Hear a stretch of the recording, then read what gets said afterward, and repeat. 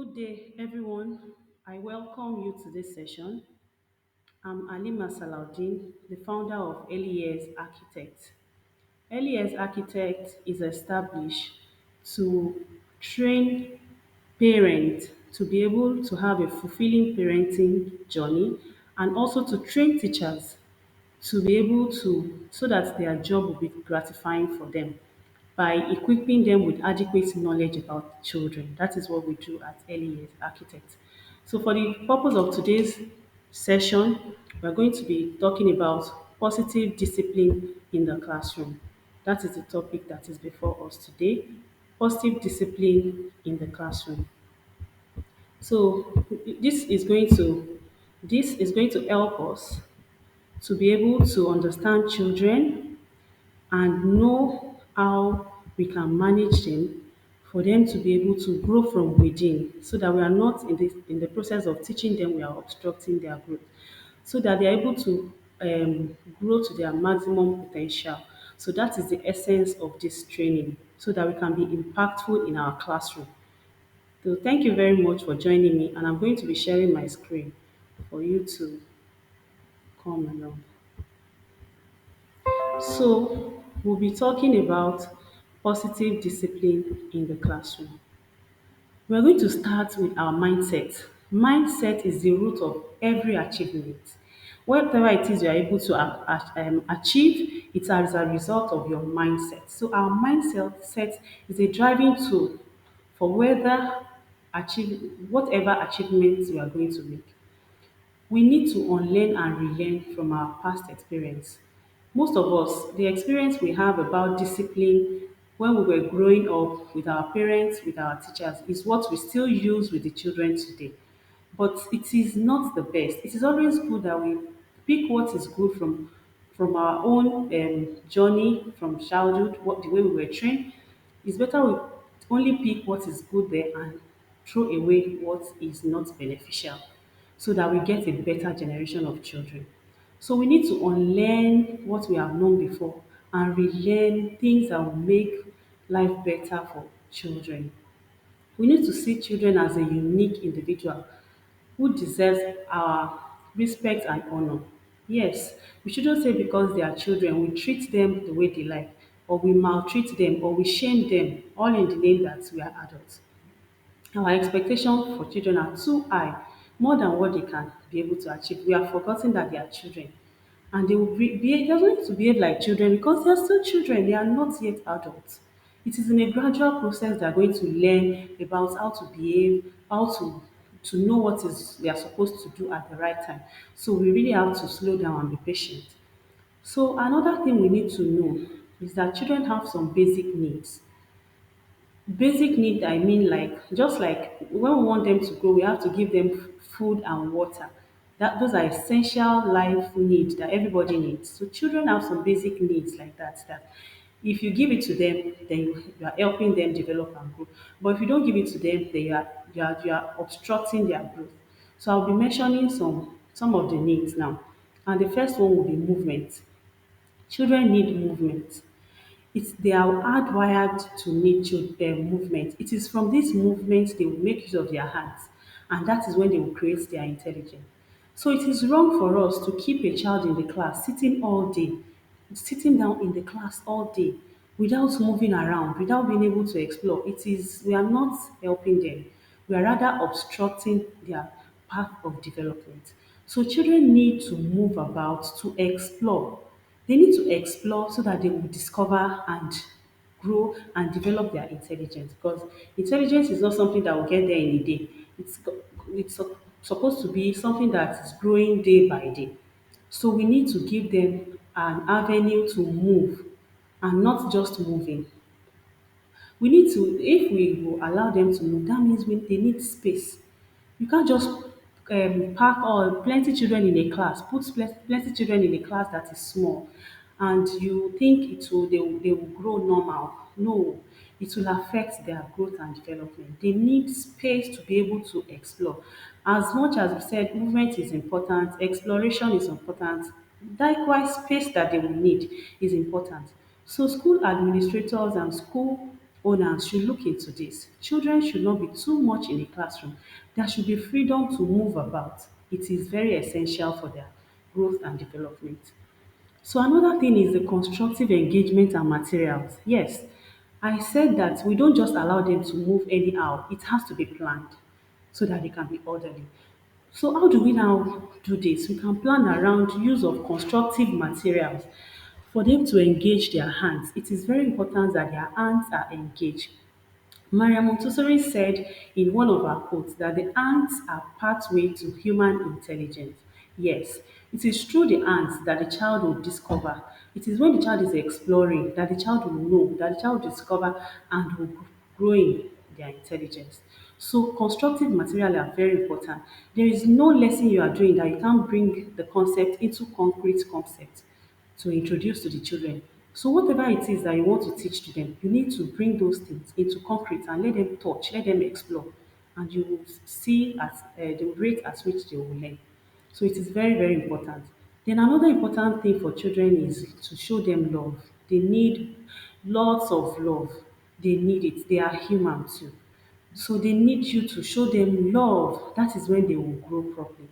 I'm mentioning all these needs because when these needs are left unmet, that is when it results into tantrums, into misbehavior. And since we said we want to manage behavior, so the first thing is that we should give them what they require for them to grow so that they won't even misbehave in the first place. So moving to the next thing, we are going to be talking about introduction to discipline methods. Being a teacher is not easy at all, except the person that has not been in the classroom. But it can as well be interesting and enjoyable. That is when we are armed with the required knowledge and skills to be proactive and responsive, not reactive. What I mean by reactive is when something happens, we have reacted and we are shouting and nagging. No, we should be responsive. We should calm down and respond to whatever is the situation. So, like I said, our mindset is the basic, is very, very important, as well as our mental health. You can't pour from an empty cup. So when you are not fine, when you are not medically fit, when you are not mentally fit, you can't be able to impact. So we need to check ourselves. We need to take care of ourselves to be able to be fit so that we can really impact these children. So our mental health is our health generally is important in being able to control our emotions. It is when we are in control of our emotions that we'll be able to do things the normal way so that children will thrive. So our background as discipline, as regard discipline is will definitely affect our approach to discipline with children. Like I said, it is the way they did to us when we were small that we will do to children. But we don't need to bring along those bad things that have negative side effects. Like I said, teaching profession is one of the best. To achieve the best, we need to seek for knowledge. We need to be fortified with knowledge and be willing to practice because it is one thing we learn, it is another thing we practice. So please, whatever it is we are going to be learning in this training, let's make sure we put it into practice and be deliberate, be intentional about it. My goal for this training is to help us to get hold of our class, to help us to learn and gain control of our classroom so that all children can emerge beautifully. So now I want to remind us as educator we have roles. We have roles to play and our role is to teach, to coach, to nurture and guide the children so that they can understand what they should do. They don't know.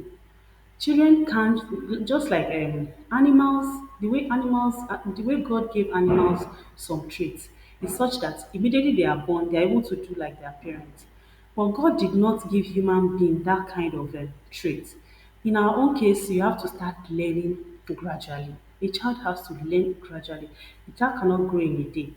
So that is the reason that we have to know that they will learn gradually. The way you discipline the child will help him to learn the social skills. The child will believe that it is the way you treat him or her, that's the way you will treat another person. And that is why you see parents that their children are always beating their children. They will do the same to their younger ones, and those kind of children are usually violent. So we need to check ourselves. The way we discipline them will determine how they will learn social skills. Our role is not to control the child's behavior and decisions. If we want them to learn it, to do it willingly, we are not to control. Our role is not to coerce or threaten the child into submission because you think you are the one that knows the best for the child. So the child must obey, you must force the child. No. Why don't we use better methods? There are better methods we can use to influence children. So we don't demand obedience at all time, at all costs. We need to look at them too. They are human beings. They may be small, so we need to be a role model to them. We are role models. They are watching us. They would rather imitate us than listen to us. So anything you want a child to do, model it, and you will see the children doing it. So another thing is that if we are to provide learning opportunities to nurture the love for learning. Learning opportunities that are very fascinating, that are interesting, that will carry them along. So that it will not be by force. They will not be learning by force. They will be learning out of fun and out of choice. So we need to develop a secure attachment through unconditional love for the child. We should show them unconditional love. Even when they misbehave, we should still let them know that I still love you, but what you have done is wrong. You understand? We separate the child from the behavior. We should always set clear expectation and boundaries to guide their behaviors. Many times we don't tell them what we expect. We just expect them to know it. So we need to set clear expectations and boundaries to get their behaviors in check. When they know that this is what you can do, this is what you can do, this is what you cannot do, they will try to follow. So we need to do this. We need to accept and validate their emotions. They are human beings. They also have emotions. Sometimes you as an adult, you just feel like I don't want to do anything. And because nobody will hold you, you will allow yourself. But children, we wouldn't allow them. So we should realize, we should know that they are also human beings and they have emotions. So we need to accept and validate their emotion and show them empathy at that time when they are having problem, at that time when they are going through whatever it is that they cannot name. So we need to be empathetic. We need to consistently set limits and boundaries, but it has to be flexible because there are some times that we know, oh, maybe this child is going through one thing or another. So it has to be flexible. We need to guide them to navigate big emotions. Sometimes they get angry and they want to vent the anger, but you teach them. It may not be at that point because at that point they are not ready to listen. After you have let them calm down, you call them. We don't really do this. We believe we should just force them and beat them for them to obey what we are saying. Now we're going to be talking about traditional discipline methods. Traditional methods involve beating, hitting, slapping, pulling hairs, or other corporal punishment. It's even shaming a child, abusing a child. It only gets the attention of the child, and the child stops the behavior at that moment, but it doesn't give them the necessary information they need. They need information, they need to know why. Don't say because they are children, you don't owe them any explanation. They need to know why, so that they will be convinced and willingly not do what they are not supposed to do. So, but traditional discipline does not give them this information, and it does not help them to respect us. We will lose their respect. When they are showing us respect, it's out of force. So punishment does not have to inflict pain on a child, does not have to be about forcing a child to obey or comply. So punishment teaches what not to do rather than help the child to know, to learn from their mistakes. Punishment often stops misbehavior at that instant, but hardly ever does it stop it from as in a long term. Punishment is designed to make someone pay or suffer for what they have done, and sometimes it is not deliberate. They are mistakes, and we still punish them for it. So punishment encourages children to follow rules because they are scared, not so when they are no more scared, they may definitely revolt. Punishment usually creates anger or and mistrust. The children will not trust us. They will not be free with us. They will not be able to open to us. So we won't have that capability to help them because we wouldn't know much about them. So we need to traditional discipline is not the best.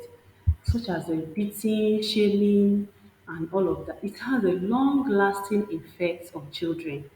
It has a long-lasting negative effect on children. In fact, when you continue to beat the child, hurt the child, make the child feel bad because of mistakes they have done, it creates a barrier between you and the child. The child does not, the child will show respect out of fear, but deep in the child's mind, that respect is not there for you. And once you are not in the position to overpower the child again, such as when the child gets to the teenage years, the child will start to revolt.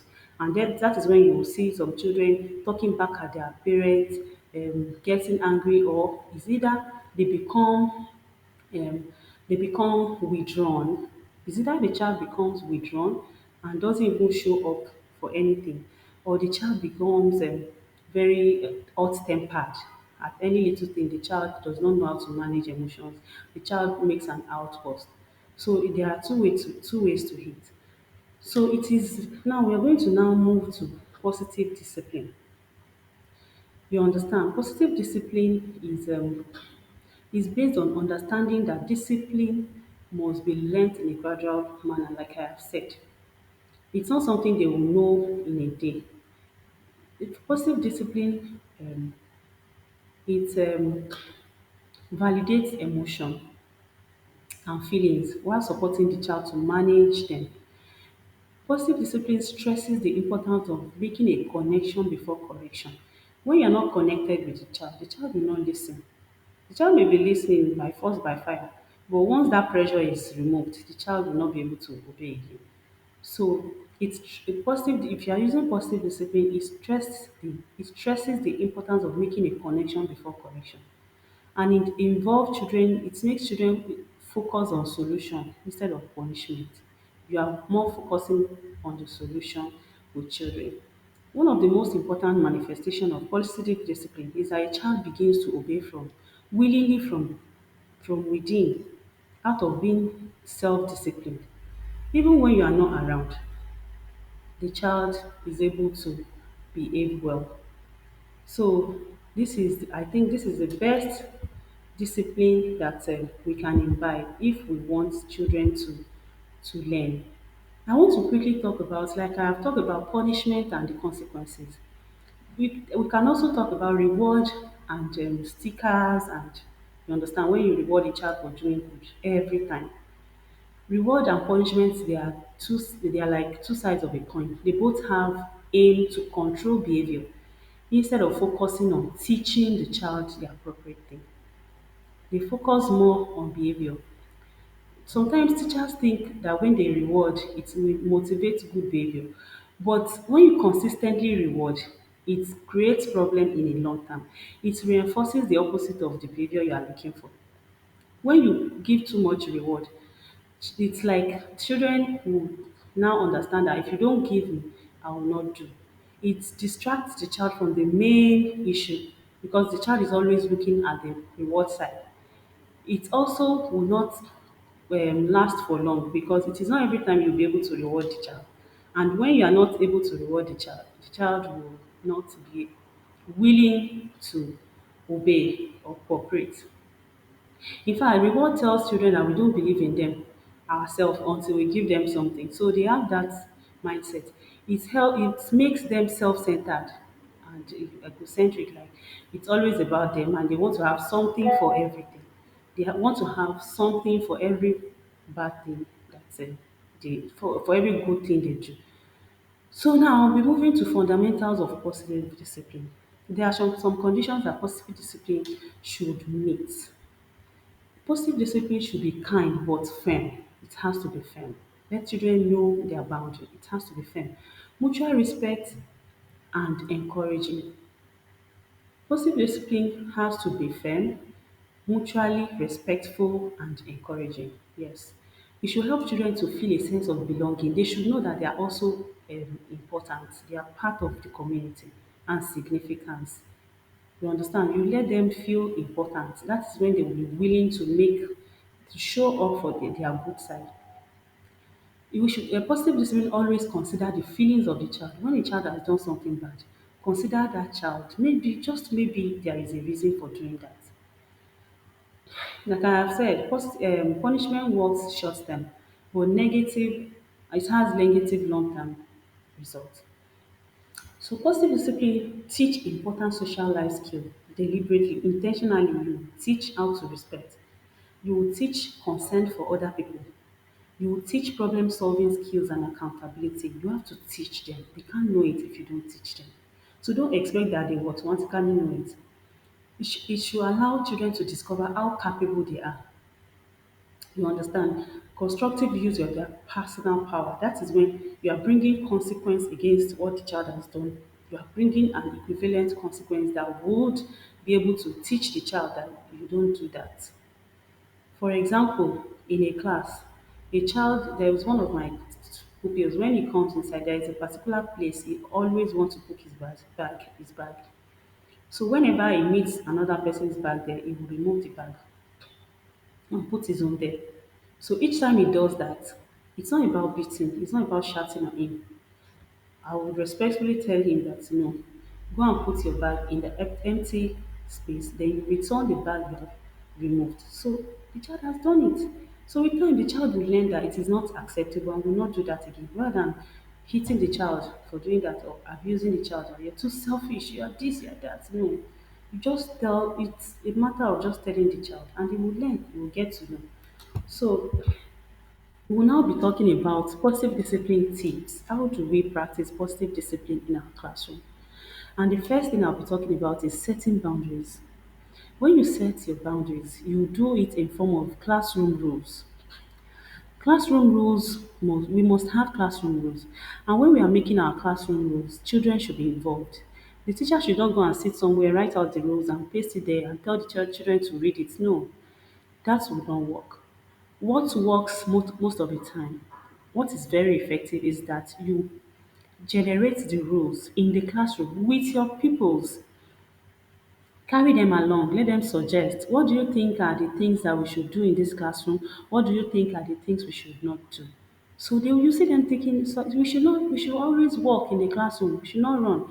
And let me say this, when you are making your classroom rules, it should be positive. Instead of saying do not run in the classroom, rather say we walk in our classroom. Because if you say do not run, it is that run the children are listening. It is the run that they hear you say. And that is what they will do first. So it's better you start with the positive. We walk in our classroom. We obey our teachers. We use our listening ears. You understand? Positive, your boundaries, your rules should be such that they are all positive, if it is possible. So make sure you set the rules together with your pupils, so that they are aware, they know they are even part of the people that set it, as well as the consequence. Let them suggest what should be the consequence if somebody does this. They will suggest it, and it's going to work. So you need to make it with them. Together with the children, make your rules, paste it in a place in the classroom where everybody sees it. Then another thing is that you repeat on daily basis. You have to keep reiterating it every day. Let them read it, let them understand.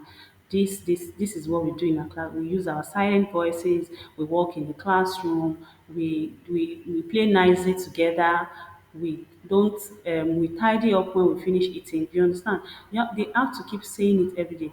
Every morning it should be part of your routine. When they come before class starts, let them read the rules.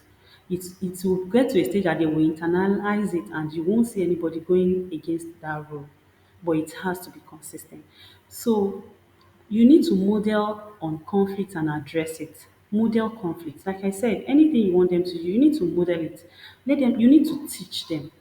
So you can act it like somebody coming to snatch something from another person, and you teach them that this is wrong. Rather, you use your magic word, excuse me, without shouting. You understand? Without shaming them, without insulting them. You will see it works like magic. So you model conflict and you address it. You will see that the most troublesome child in your class will learn. Then the next thing is routine. Routine is something that should be happening every day. Even when you are not in school, your people should have been familiar with what you do every day. Like in my class, even if I don't come to class on time, immediately they come to class, they know the first thing is to submit their assignment, the next thing is to to sit.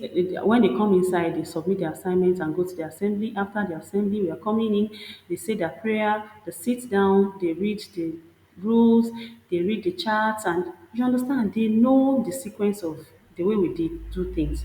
And children are wired to respect routine.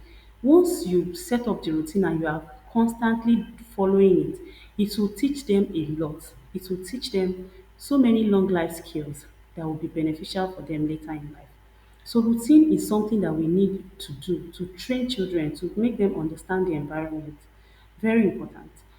Another one is that we encourage them to solve problems. We don't just see problem and solve it on our own. Carry them along. Abdullah, what do you think we can do about this? Amina, what do you think we can? What can you say about? Let them talk. Let them express themselves. You are even teaching them their. You are even reinforcing their language skills when you do that. So always engage them. Encourage them to solve their own problems. There should be no yelling, no shaming, no beating. I have said that. If you want to really practice positive discipline, you have to work on yourself. There should be no shaming. It's not easy, it's very difficult, but it's always possible when you make up your mind. You know, I talked about mindset. It's very possible when you have a good mindset and you are ready to follow through. So, no yelling, no shaming, no beating. You have to. And then another thing is redirection, especially in the early years. When children do things you don't want them to do, you redirect them to what you want them to do in a very pleasant way. So, not by shouting at them or insulting them. You can always redirect their rechannel what they want to what you want without them even knowing. So instead of having a time out, like telling the child to go and face the wall or go and kneel down and face the wall, bring the child close to you and talk to the child. If it is when you are teaching, bring the child close to you. Let the child be the first person you will be asking questions from. Instead of telling the child to go away, let the child come close and you discuss and talk to the child. So another thing is that we should have time that we say yes. Most of the time, we are always saying no to these children. We're always saying no. I know myself before anything when they ask, can we do, I say no without even thinking about it. Once their request is okay and it will not harm anybody, and allow them sometimes have yes periods, have yes in your words to them, so that they will have that trust, they will have that likeness for you, oh, that you are interested in what they are interested in. So we should not always say no to them. We should look out for how we can be saying yes to some of those things that they request. Having empathy when they're having meltdown. Probably we get very angry when children start to misbehave, but you don't know, maybe there's an underlying thing that you need to know so that you can help the child. Since what we are saying is that we want to help children, we need to be patient and be able to look at the roots. Why is this child behaving this way? Just maybe you can save the life of a child. Just maybe you can save the child from whatever the child is going through. So moving to the next positive discipline thing, tips. Sometimes their behavior, they may do something that is not right, but it's a mild behavior. It's nothing big deal about it. It's not going to harm anybody. Sometimes you just ignore. It's not everything that the child does that you shout, shout, shout. No, sometimes you just ignore little behaviors that are not harmful. So we need to be able to overlook sometimes. Then address the need behind the behavior by getting to the root cause. I think I've talked about that. Look at the child. Maybe the child is the one that is not doing homework. Don't just be beating the child that he doesn't do homework. You don't know. Maybe at home, maybe the mother is not always around.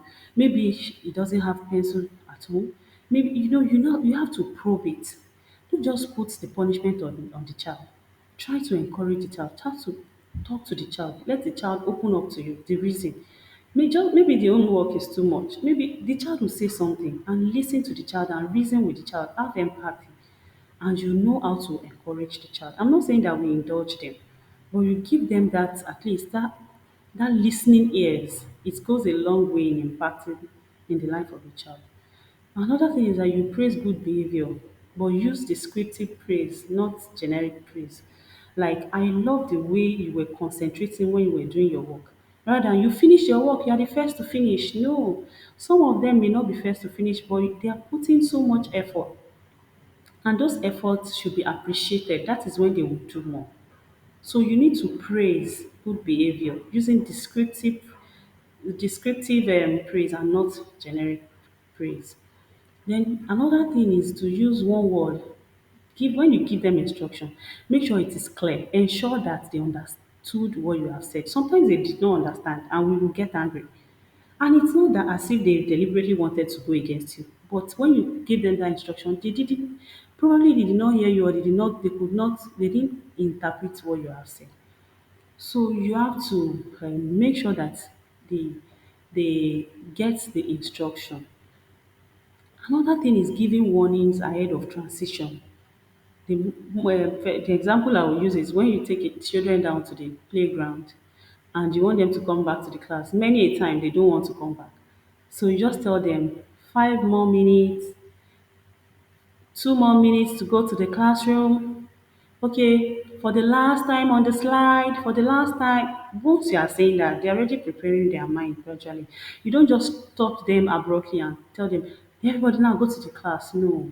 When you prepare their mind, they will cooperate, they will be willing to follow you. Then another thing is that you should always catch children doing good. When you see them doing good, acknowledge it. And like I have said, praise them in a descriptive praise. You should always try to look out for the good things they do too, not always the bad things. Then another thing is to display loads of love. We are going to be talking more about that later. Display love, show them affection, show them that you care, show them that you believe in them. It is very important. So another thing that is very effective is maintaining eye contact. When you are talking to a child in your class, make sure you are looking at the child in the eye and the child is looking at you. When you have that eye contact, it goes a long way in making the child to understand you. So you need to be able, especially in the early years, when you maintain eye contact, it helps them a lot. It's very important. Commands are not very effective. It builds resentment. If you as an adult, if I come now and I command you, will you leave that place now? Or I just command you, you must go. Even your boss, when your boss is talking to you and they are using command tone, you will feel bad. You will not feel okay at all. But if they respect you and your boss respects you, the way he addresses you or she addresses you, you feel respected and you want to comply. So we should not say because they are children, we shout at them anyhow. We should also try to be respectful towards them. When we make mistakes, we should apologize. We are teaching them that it is good to apologize when you make mistakes. So we should not say because we are adult, I'm a teacher, I'm the teacher, I'm in control. We now make mistake and you will not be able to correct the child. So another, you'll not be able to apologize. Sorry, you now make mistake and you think because they are adults, you don't owe them an apology. You apologize so that they will learn that when they do something bad, they apologize too. Then another thing is that you give them choices. The children like to feel in control. Let them feel they are in control. Would you like to write now or you want to do this activity before you write your work when you see that the child is not willing? So give them choices, but you make sure that the two choices are okay with you. The two choices must be okay with you, then give them choice. Let them be able to make choice. Giving them choice helps them to develop their will. It helps them to develop their to be able to decide by themselves. And this is a long life skill.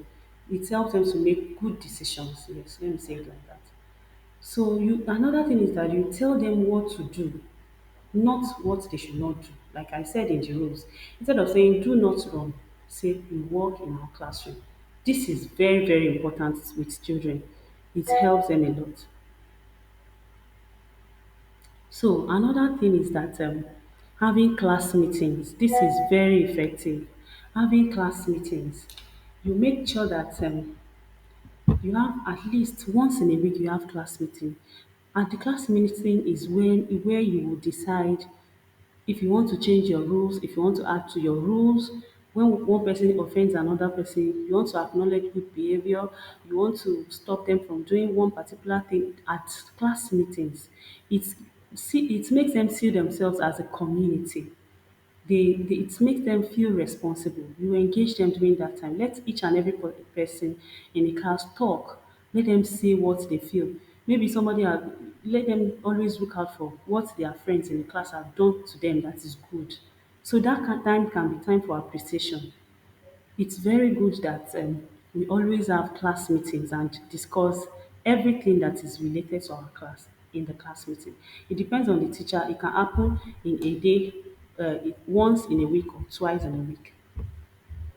So now, after talking about those are the tips that you can use that will help you and serve as a positive discipline tip in your class that will help children to behave well. Most of those tips, if you are using them, children will not even misbehave most of the time because you are already meeting up with what they need. Meeting up with need is the essential thing to keep children out of misbehavior.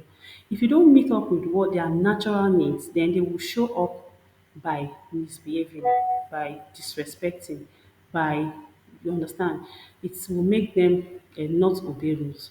But when you meet most of their needs, then the little remaining thing will be that you continue to reinforce what you want them to do. Now I'm going to be talking about how you can be in charge of your class. How can you be in charge of your class? I will start with what you can do to make you be in charge of your class. The first thing is to have a good mindset, the right mindset.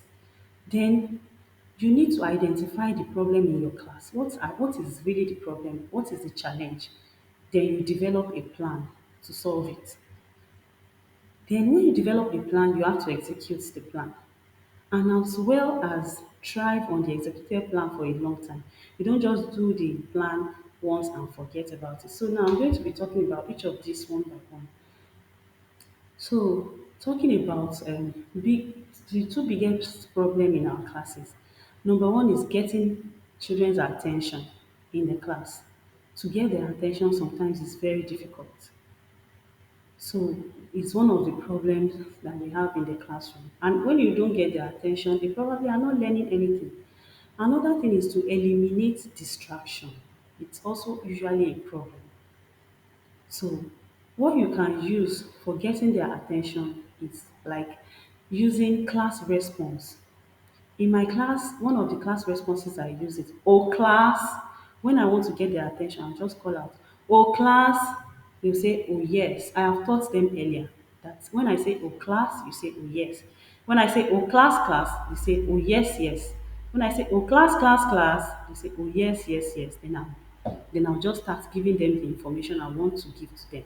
At that time, everybody is concentrating and listening. It works because you don't just give them instruction, they give you a response. And giving you response, they are ready. They are ready for you and they are willing to listen to you. So you can use anything as far as you teach them from the beginning that this is what we are going to be using as our class response saying, it works very well. So to eliminate distraction, you can also use class response. How you can use that, like reminding them of something to reinforce your rules. Maybe a child wants to take a pencil from another child and the child just snatches it from the neighbor sitting beside him. You just say, "Class, what remind me of our number three rule." Make sure when you are making the rules, you make sure you number them and they say them accordingly. So you can just say, "Can somebody remind me of number three rule?" And all of them will say, "We use our magic words when we need things from another person." So that is everybody will say that, and the child will now see that, "Oh, I have done something wrong. Okay, I'm sorry. May I have this pencil?" Do you understand? So it helps you to eliminate distraction or helps you to keep problem away, keep issues away. So it's also a class response thing, but it is about the rules. You just use that to quickly reinforce.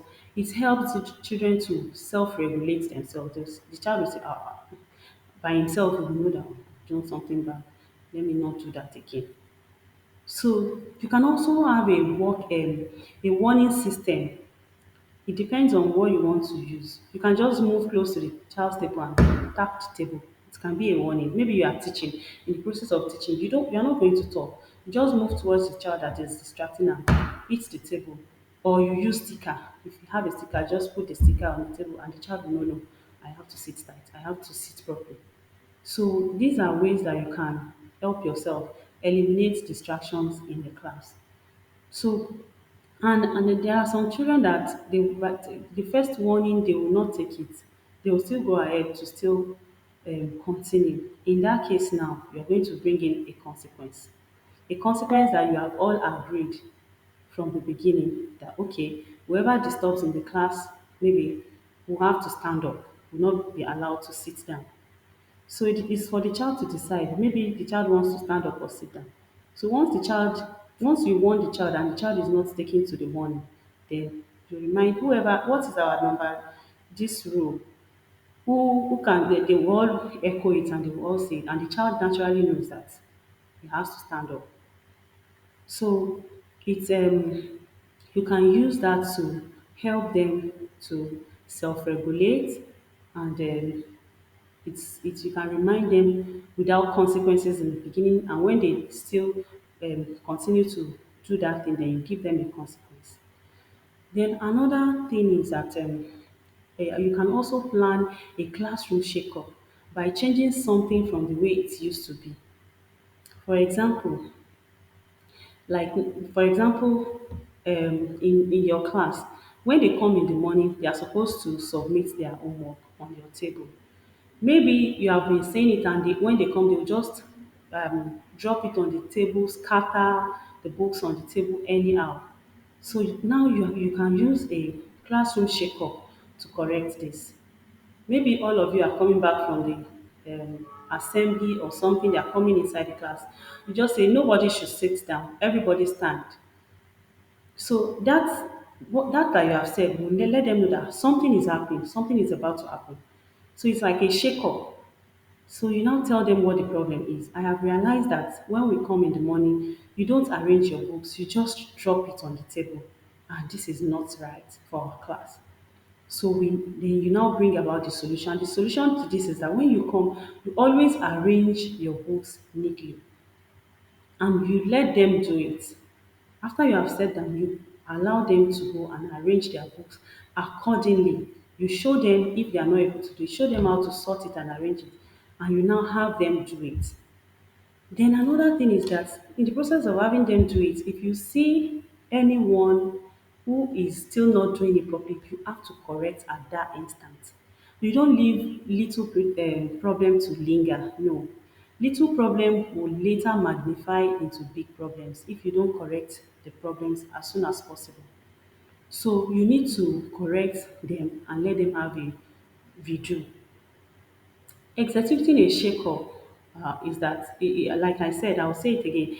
You have to understand, um, you have to understand what the problem is and look for a solution. Then you do a shake-up, address it, let them do it, then let them redo, then you correct. And if there is need to redo, then let them redo again. So you have to identify what the problem is in the class.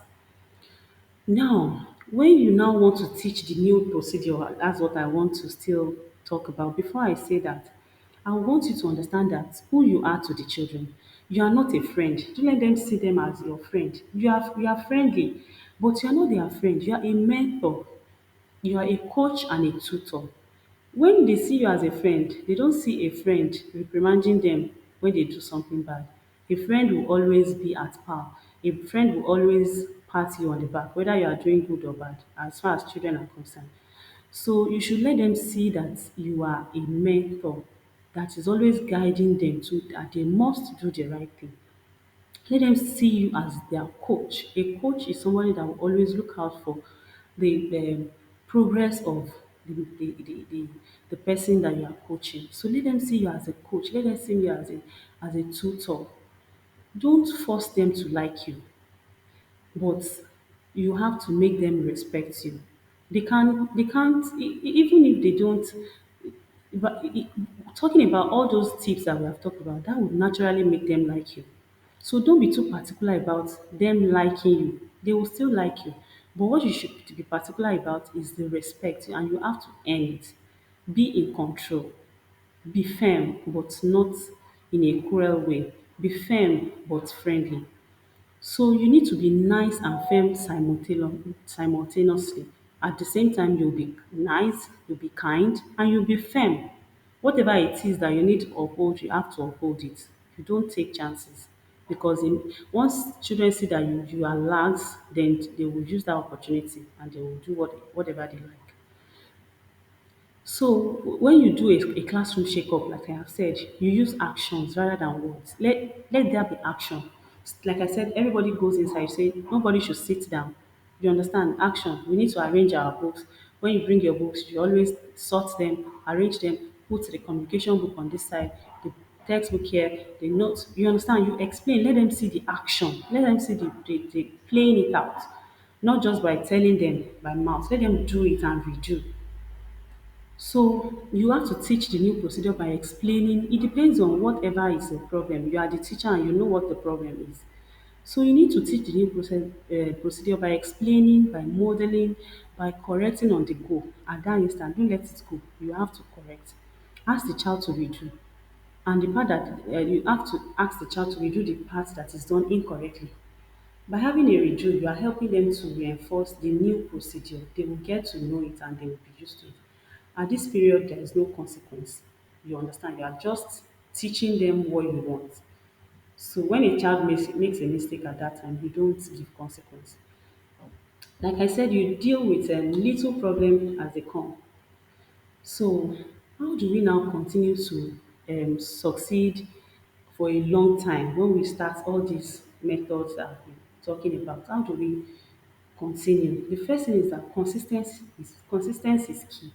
Consistency is very, very important. Once you miss out one, it may be it's possible that sometimes you miss out, but you have to catch the next one. Because if you are lax, the children will identify it very quickly and they will use that. They will leverage on that to misbehave. So you have to be consistent. Then another thing is to develop a strong relationship with your students. If you don't have a strong relationship with them, it's not going to work. It's not going to work. So you need to have a strong relationship with them so that they can find it easy to obey you. And how can you now, I will be talking about method to be able to have a relationship with these children. One thing you can do is to invest in their emotional bank account. You think that what's the meaning of emotional bank account? Emotional bank account, everybody has emotional bank accounts. It's an imaginary bank account where you invest. How do you invest?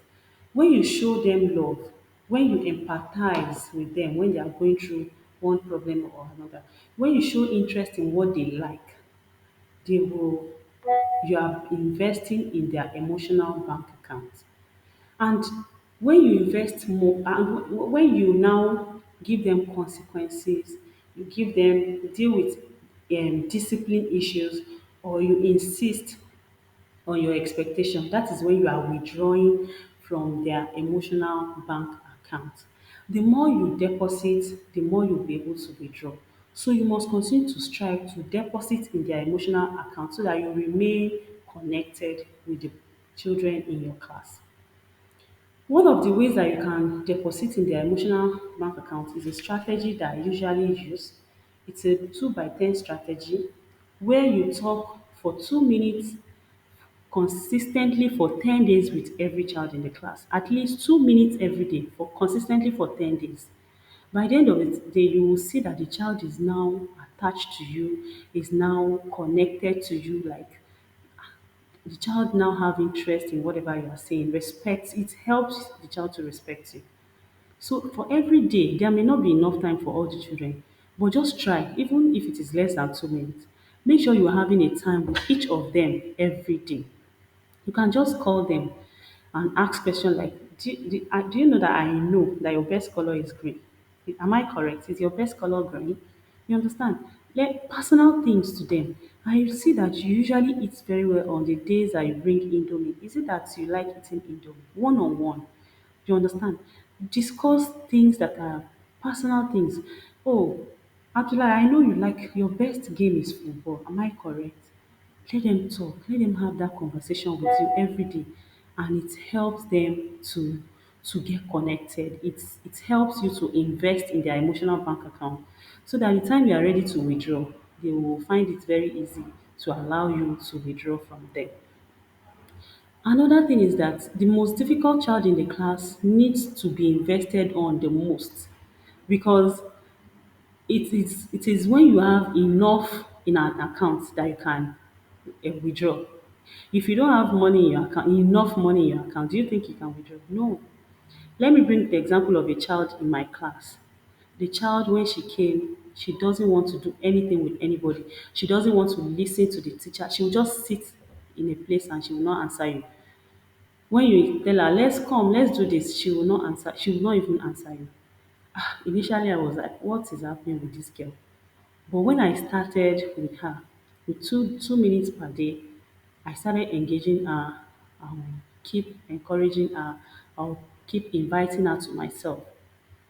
After a short while, she will answer me and say, I will not do what you asked me to do. At least now she's talking. Before she will not talk. At a time she will now say, if I say, Sarah, please come and if I say, oh, please come and help me, come and take your homework. Come. She may say, I will not come, I will not answer you. You know, it can be very frustrating. But it was around that time we had a PTA. So the parents came and I was telling the mother her attitude, what she does in school. And the mother said, I mean, you can't even understand what you have done. She doesn't even talk to her teacher. In her former school, that it was tug of war. She doesn't, she's always angry with her teacher. And the teacher was not able to manage her. But she was even being, was getting worried over it that how can a child not cooperate with her teacher? That even me, for me to achieve that, it's a big feat for me that she's even talking to me and saying I will not do it. Do you know that gradually the girl is now very close to me? Sometimes she will come to me and come and stay beside me. She's has changed totally from the person she used to be when she came. She now relates with others in the classroom very nicely and she relates with me very nicely. And this is also assisting our academics. She's really doing well now. So if I had not been patient and I had not invested anything in our emotional account, I may not be able to withdraw. So as much as a child, the most difficult child have needs the most investment. So we need to look into that so that you can be able to help these children. Another thing is to seek to understand and be understood. You understand when anything happens, make sure you get to the root of the situation with patience. Listen to the child, encourage the child to talk, get to the root and see how you can be able to help the child. These children, they are children. We may think they know, we may think they should not be doing what they are doing. They don't know. Most of the time, they don't know. So if we really want to be the teacher that impacts, we should always get to the root. We should always be positive. We should, no matter, it can be tiring. You may be investing in a child and the child is not forthcoming. Be rest assured that you are not wasting your time. You're not wasting your energy. The day the child will come around, you will be very surprised. You are impacting in the life of the child. So bring them close instead of chasing them away. So you need to get to the root of whatever is happening to them so that you can know the best way to assist them. Another thing that we can do to be able to achieve this for a long time is having self-evaluation. Always evaluate yourself. How am I doing? What did I do right today? What did I do wrong? And this we should do in all aspects of our life, not only as a teacher. We should always evaluate, even with our children. How well am I doing in my parenting? How well am I able to connect with these children? How am I able to impact into these children? And when we check that, we'll be able to know how to do our plus and minus to always get better.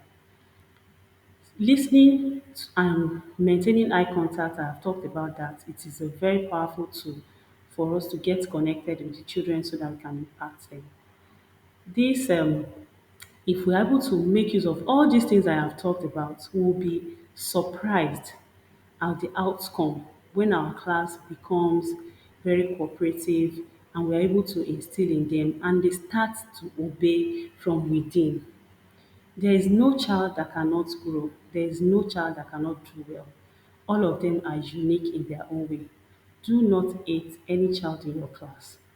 Always love them. Remember, if you're a teacher, there are four things. You need to believe in every child that is under your care. Believe in them that they will do well. Believe in them that they will grow. Believe in them that they will learn. Even if it is not in your class. When you believe in them and you work towards it, one day they will come around. Another thing as a teacher, know that you are serving humanity. You are serving humanity through your job. Whatever you do, it is God that sent you to do it in the life of these children. And you are playing your part in the future of our nation by nurturing these children in the best way for them to grow from within, for them to develop to their maximum potentials so that we can have adults that are responsible citizens of the country in the nearest future. Another thing is that we should know that children are unique in their own way. We should not compare them. Don't compare A and B. Every child is unique. So when we are able to make use of this, our society will be a better place to live. Thank you very much for your time. As we have come to the end of today's session, thank you very much, and I look forward to seeing you more in our future training. Thank you and goodbye for now.